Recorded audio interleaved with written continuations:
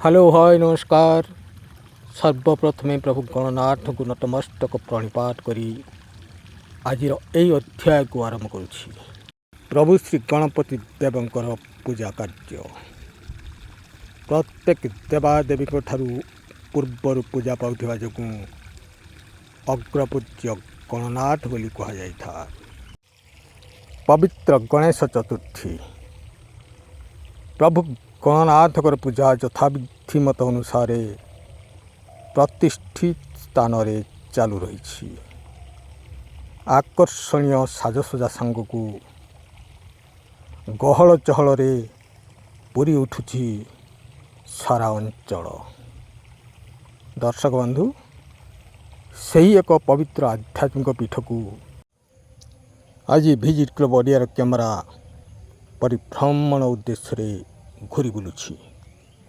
ताल दर्शक बंधु चलतु मिलमिशि समस्त उपभोग करिया गणेश चतुर्थीर यही सुंदर आध्यात्मिक महल को प्रतिटी स्थान देखि प्रभु गणनाथ को दर्शन करने सहित सारा जीवन सुखमय होगापाई आमे प्रभु गजानन पाखरे आशीर्वाद भिक्षा करिया।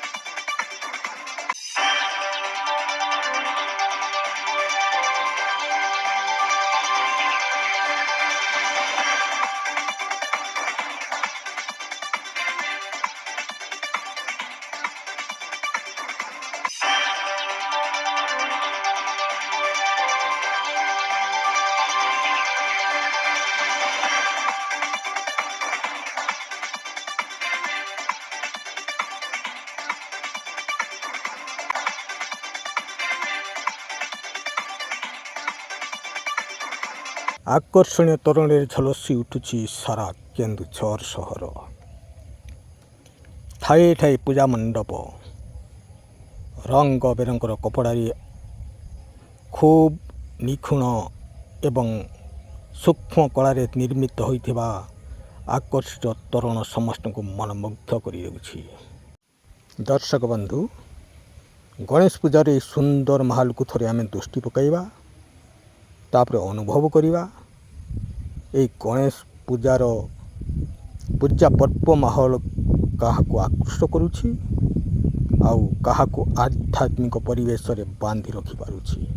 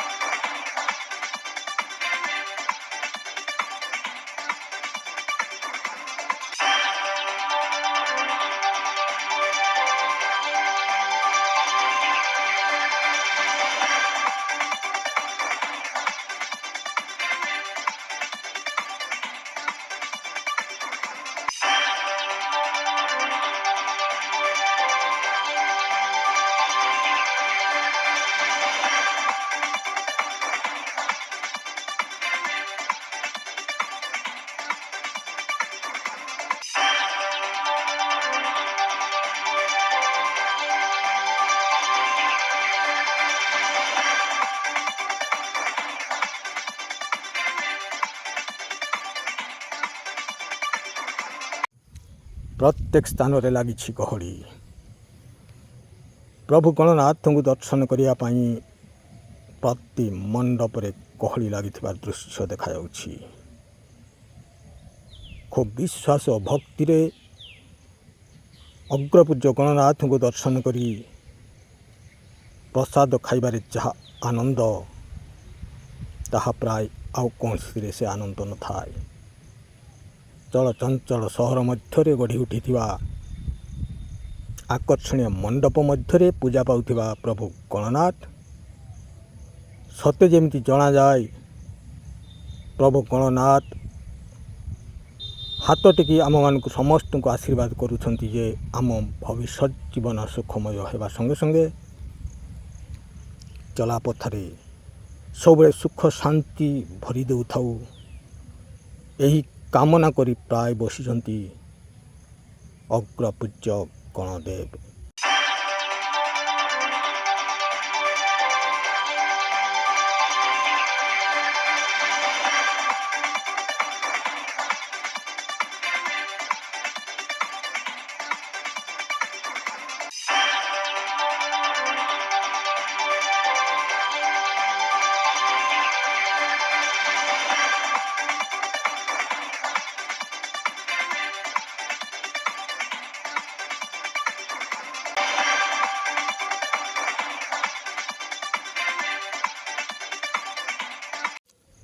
ଅନେକ ମଣ୍ଡପରେ ପ୍ରସାଦର ପସରା ଖୋଲା ଯାଇଥିବା ବେଳେ ଭକ୍ତ ଓ ଦର୍ଶକମାନେ ପ୍ରସାଦ ଖାଇ ଖୁବ୍ ତୃପ୍ତି ଅନୁଭବ କରୁଛନ୍ତି।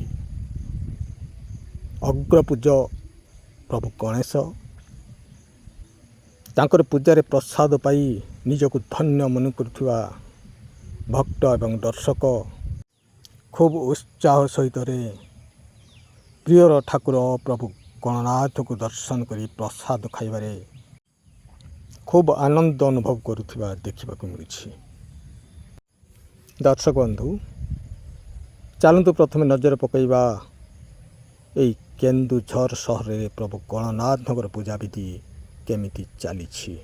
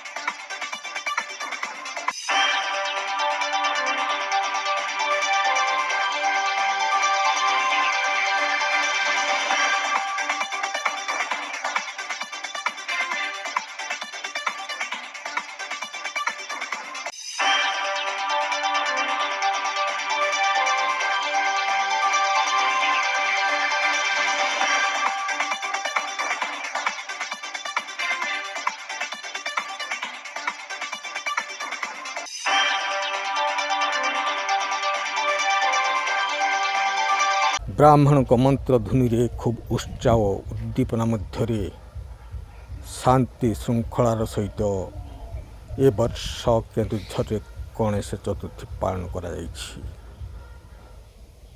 ଶହ ଶହ ଭୋଗ ଡାଲାରେ ସଜ୍ଜିତ ହୋଇ ଗଣନାଥଙ୍କ ମଣ୍ଡପରେ ଭୋଗ ଲାଗୁଥିବା ବେଳେ ଭକ୍ତମାନେ ଖୁବ୍ ଉତ୍ସାହ ସହକାରେ ପ୍ରଭୁ ଗଣନାଥଙ୍କ ପାଖରେ ପୂଜା ଭୋଗ ଲଗାଇଥାନ୍ତି। ଭକ୍ତି ଓ ବିଶ୍ୱାସର ମିଶ୍ରଣରେ ପ୍ରଭୁ ଗଜାନନଙ୍କ ପୂଜା କାର୍ଯ୍ୟ ଖୁବ୍ ଧୁମ୍ଧାମ୍ରେ କେନ୍ଦୁଝର ସହରରେ ଅନୁଷ୍ଠିତ ହୋଇଯାଇଛି। ପ୍ରିୟର ଠାକୁର ଗଣନାଥଙ୍କୁ ପୂଜା କରିବା ପାଇଁ ପ୍ରତି ମଣ୍ଡପରେ ନାହିଁ ନଥିବା ଭିଡ଼। ପ୍ରିୟର ଠାକୁର ପ୍ରଭୁ ଗଣନାଥଙ୍କ ପାଖରେ ଶହ ଶହ ଭୋଗ ଡାଲା ଅର୍ପଣ କରାଯାଉଥିବା ବେଳେ ଭୋଗ ଏବଂ ନୈବେଦ୍ୟରେ ସୁମଧୁର ବାସ୍ନାରେ ଚାରିଆଡ଼େ ମହକି ଯାଉଥାଏ। ଆଉ ସେଇ ଭକ୍ତି ଓ ବିଶ୍ୱାସର ବାସ୍ନାରେ ସମସ୍ତେ ହଜିଯାଆନ୍ତି ଆଧ୍ୟାତ୍ମିକ ପରିବେଶର ସେହି ଗଣନାଥଙ୍କ ଭକ୍ତିର ଡୋରି ମଧ୍ୟରେ।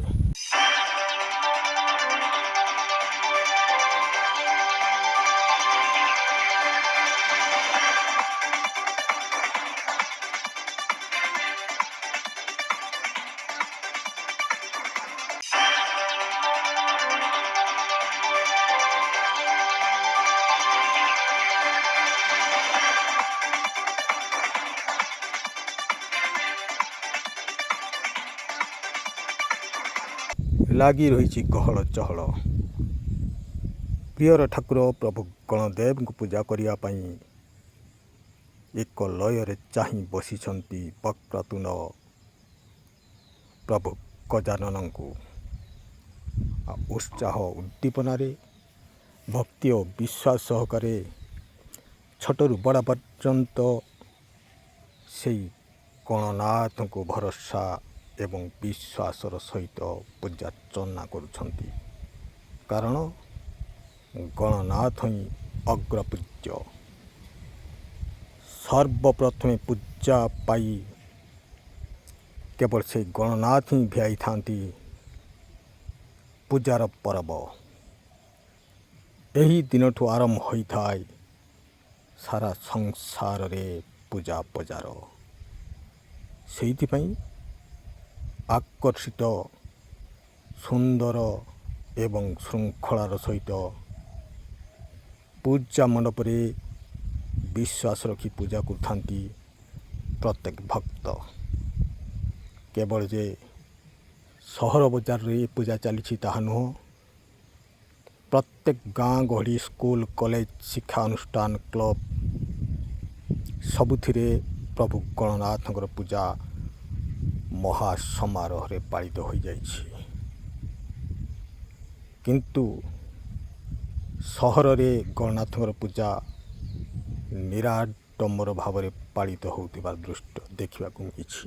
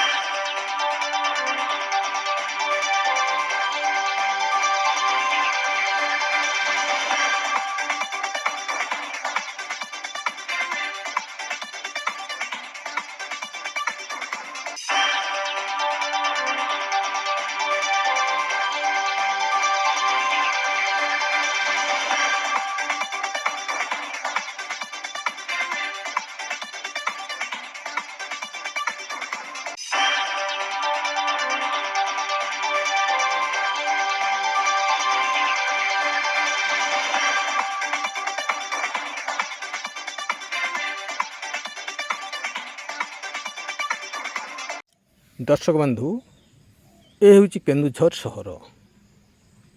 ଯେଉଁ କେନ୍ଦୁଝର ସହରରେ ପବିତ୍ର ଅଗ୍ରପୂଜ୍ୟ ଗଣନାଥଙ୍କ ପୂଜା ଅବସରରେ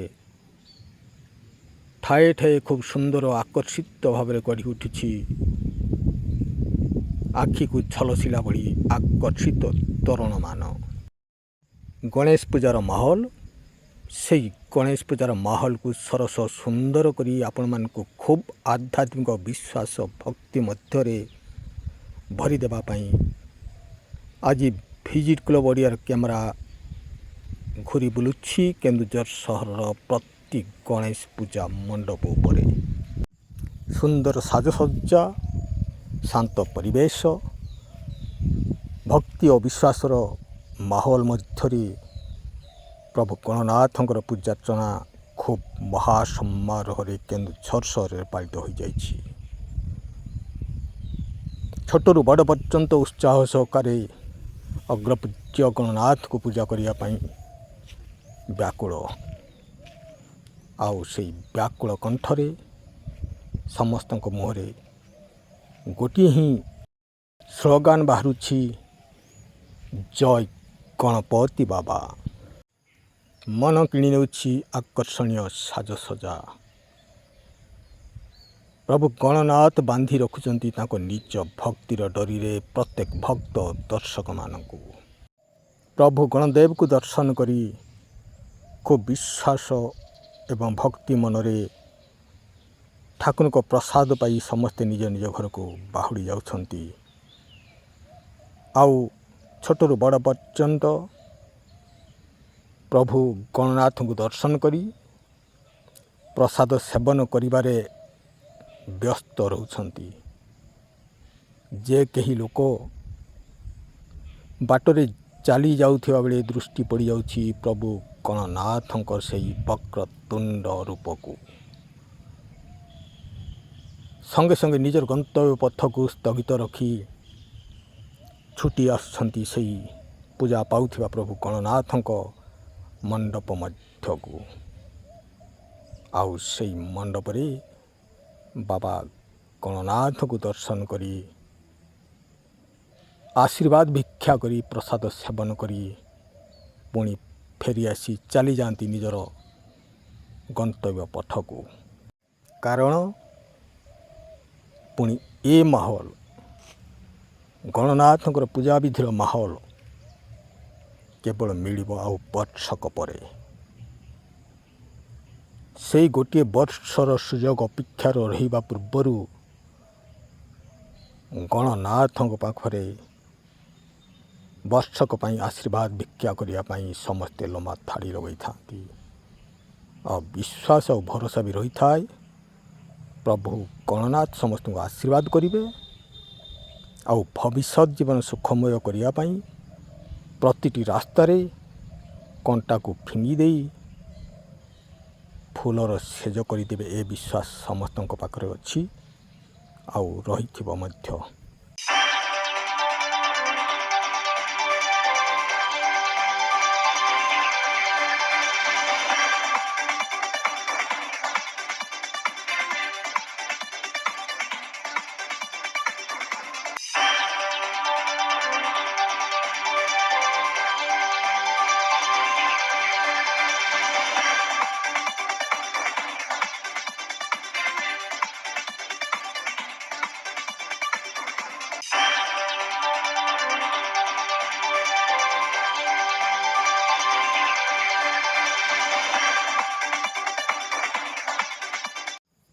ଦର୍ଶକ ବନ୍ଧୁ, ଭିଜିଟ୍ କ୍ଲବ୍ ଓଡ଼ିଆର କ୍ୟାମେରାକୁ ବର୍ତ୍ତମାନ ପାଇଁ ଏଇଠି ବିଦାୟ ଦିଅନ୍ତୁ। ପୁଣି ଦେଖା ହେବ ଆଉ ଏକ ନୂତନ ଅଧ୍ୟାୟରେ, ନୂତନ ପରିବେଶରେ, ଆଉ ନୂତନ ଢଙ୍ଗରେ, ନୂଆ ରୂପେଲି ପରଦାରେ। ବର୍ତ୍ତମାନ ପାଇଁ ବିଦାୟ ଦିଅନ୍ତୁ। ଜୟ ଗଣନାଥ ବାବା କି ଜୟ।